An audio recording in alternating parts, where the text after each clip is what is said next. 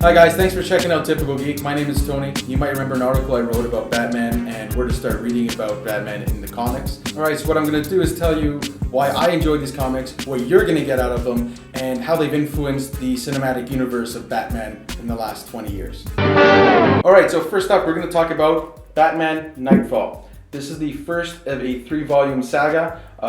The reason why it's important is because if you've watched the most recent Christopher Nolan movie, The Dark Knight Rises, you'll know a little bit about Bane. Well, this is the story that introduces Bane to Batman's universe. Why is Bane important? Well, Bane is the first villain of Batman's entire rogue gallery that both pushes him to the limit physically and mentally. So much so to the point that Batman actually has to stop being Batman for a period of time. So again, this is the first in a 3-part saga. I recommend reading all 3, of course, but if you read only one, this is the one to read. Get on it, and we'll move on to the next one. Alright, next up we have Alan Moore's The Killing Joke. This is important because if you've ever wondered how crazy and how maniacal and just how screwed up the Joker is, this is the story that tells you.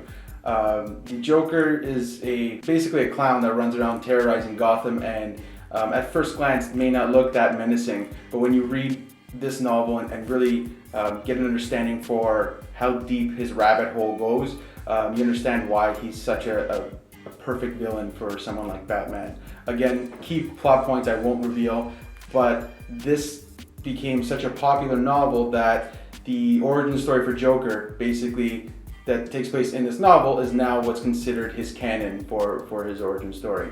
This is one of my favorite Joker stories, and it's quite historical. Alan Moore is a fantastic graphic novel writer of The Watchmen, among others. So that's my number 2 pick from my list. Get on it as soon as you can. Alright, next up we have Batman The Long Halloween. A major influence to The Dark Knight, probably the best comic book movie you've seen. Major plot points from this movie that take place there: the origin of Harvey Dent and Batman's first few years on the job working with Jim Gordon and Harvey Dent before he becomes Two-Face.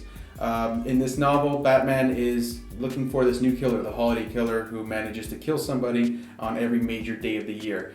Why is it such a great novel? Not only great writing by Joseph Loeb and fantastic art, but you get to see cameos from a wide range of Batman's villains from his rogues gallery, all in this novel. Again, a major influencer for The Dark Knight, which is one of the best movies in the genre. We're down to the last 2. I'm going to start off with one just because it's a bit of a smaller book, but this is The Dark Knight Returns. The most influential and important graphic novel, in my opinion, in Batman's canon. Why? Because all of the stuff I've mentioned already probably doesn't happen if not for Frank Miller and this novel. Where does this take place? This is a novel that takes place after Batman's been established for a long time.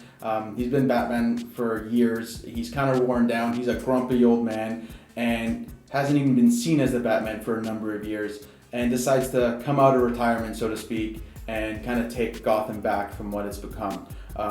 Absolutely fantastic writing, very dark by Frank Miller. His art too is a very unique style.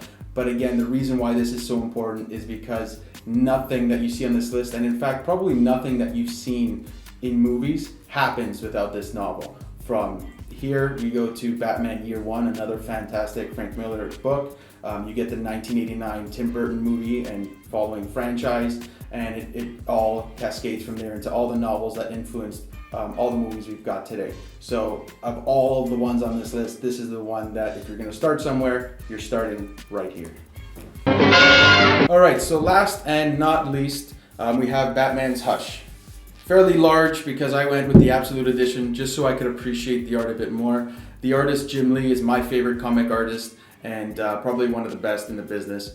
So you can read this and really appreciate the art by Jim Lee, another fantastic story by Joseph Loeb, the introduction of Hush, a new villain with a lot of history with Batman, which gets revealed in a fantastic twist at the end that'll just leave you wanting more.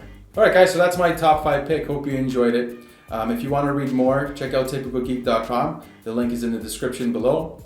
If you want to see more content, make sure you like and subscribe. If you really like this post, make sure you share it with all your friends. Thanks for visiting, and we'll see you next time.